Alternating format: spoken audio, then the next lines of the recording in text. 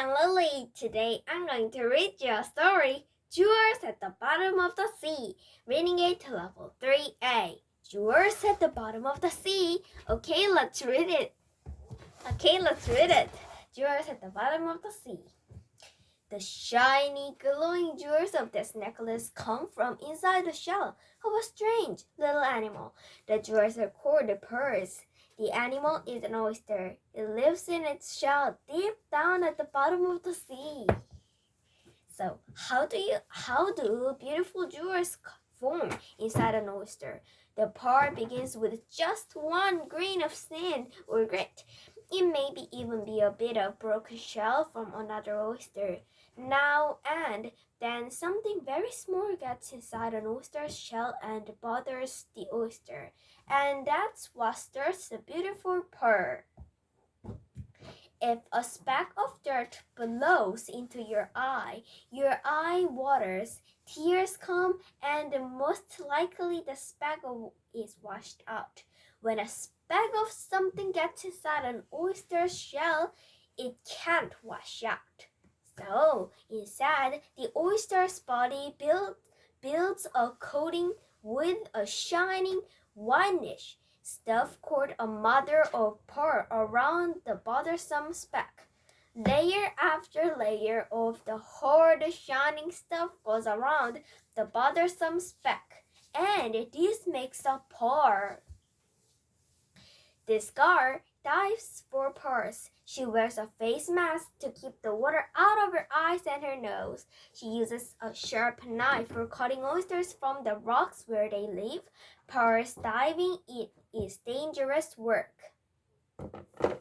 Divers have to be careful and not to cut themselves on sharp rock and coral at the bottom of the sea bottom.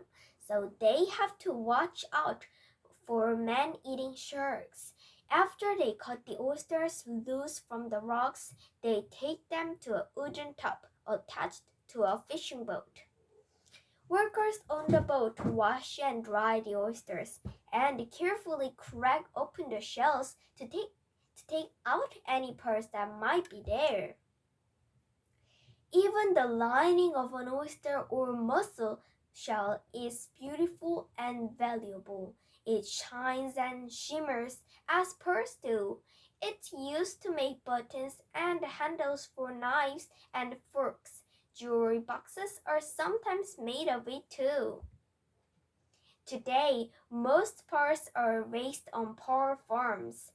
Young oysters are collected and the shells are gently pried open. A tiny piece of mother of pearl is placed inside. Next, the oysters are put in wire cages and moved to a place in the ocean where the temperature is right for pearl growing. It takes several years, but pearl farmers know just when to open the shells again and take out the pearls that have just formed. Some pearls aren't real pearls, they just look like pearls. They are made in factories. Some of them look so much like real pearls that you can't always see if they are real. But an expert can feel if a pearl is real. He rubs the pearl against his teeth. If it feels a tiny bit furry or bumpy against his teeth, the pearl is probably rare and cost a lot of money. Some very rare pearls cost more money than an automobile. Wow, that's so expensive. Some things are more expensive than automobile. Today, I tell you jewels at the bottom of the sea. So, the jewels were pearls. Did you see like this necklace? This is pearl necklace. I like pearl necklaces. And the pearl makes up a little speck of dust or even a crack of a bit of broken shell from another oyster. A pearl looks like this. It's very beautiful.